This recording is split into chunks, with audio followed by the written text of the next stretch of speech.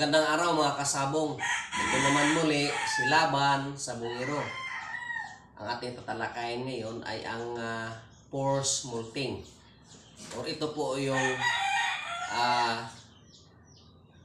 bilisan natin yung tapos ng iyang paglugon. Ayan.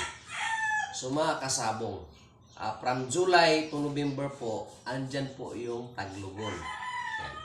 And then tag-ulan na din po yan. So kailangan yung mga manok ninyo may prevention kayo para sa ating mga sakit para sa mga sakit na darating like Coryza, CRD at saka yung mga tinatawag nila na coccidios.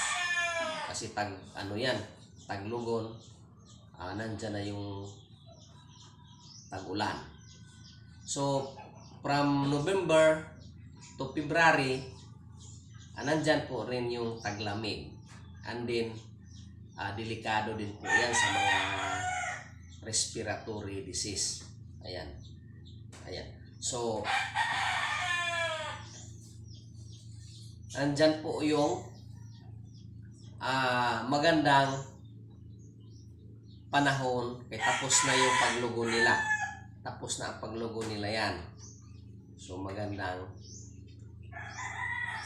ilaban. Ayan po. Tapos ng lugon. Yung mga manok natin, tapos na maglugon, and then, yan po ang panahon sa magandang maglaban. Ayan po. So, sa March to June, summer yan eh. So, nandyan na yung init. Nandyan yung onset po ng Foulpox, andyan na yung sakit sa Newcastle disease, CRD at saka Coryza. From March to June yan. Ayan po. Napakainit na panahon. So, pag mainit, kailangan may tubig din sila. Ayan po. So, we are talking about early molt, no?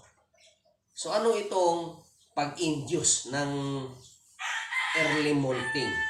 Ito po yung manok mo, yung kailangan maubos yung balahibo kaagad na tutubo yung bago. Force molting. Kalimitan po sa mga manok, hindi po sabay na matanggal yung mga balahibo. Ayan. So ito, in-induce natin. Ayan o. May mga bago ng balahibo. Ayan. Yan, bago na yan o. So, ang tanong, paano ka mag-induce ng force molting? So mga kasabong, napakasimple po. Ganito po ang gawin ninyo kung gusto ninyong maglugon po ang manok ninyo ng yung maiksing panahon sa paglulugon at saka tanggalat yung balahibo pagdating mauna pa siya makompleto. Ayan. Para mabilis po ninyong mailaban. Ayan po. So ganito ang gagawin nyo sa force molting. Yung manok na isubject ninyo ay ang pagkain po niya ay hindi yung mataas sa protein. At saka itago ninyo sa kulungan na malilim. Hindi po siya naiinitan. Ayan. Para yung balahibo niya lalambot.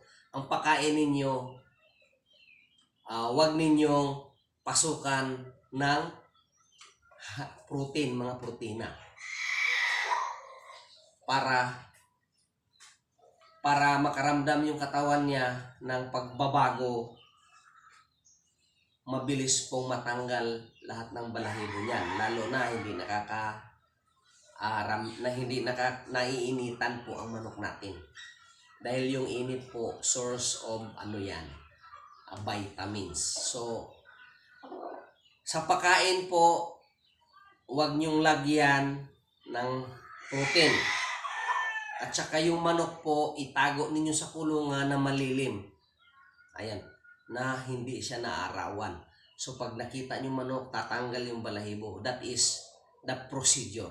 tinisting ko mga kasabo, ito. Oh, tumubo na po. Natanggal po ang mga balahibo. Early molting. Bakit naging early molting? June pa lang po tayo.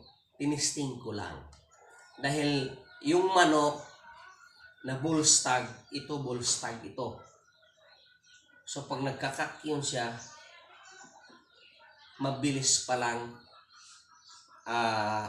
Pagka maganda yung force molting ninyo, mabilis matanggal yung balahibo. Sa pagkain, huwag ninyong lagyan ng high protein para matanggal lahat. Ayan.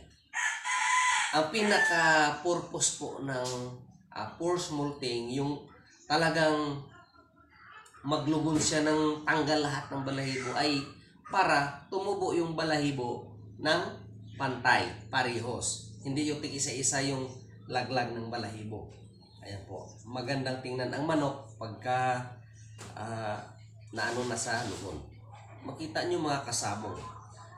Yung, tumutubo na yung mga, yan.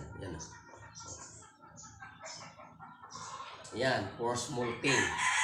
Again mga kasabong, we are talking about the force molting, or yung talagang ipapalugon mo siya ng tanggalat ang balahibo.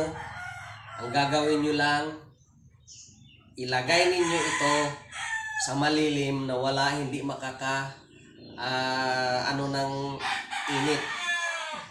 And then, yung pakain niya, huwag nyong lagyan ng high protein, mga protina. Ayan. So, huwag nyo rin damihan ang carbohydrates para laglag, no? Yan mga kasabong, maraming salamat pala sa ating mga viewers, sa ating mga subscriber.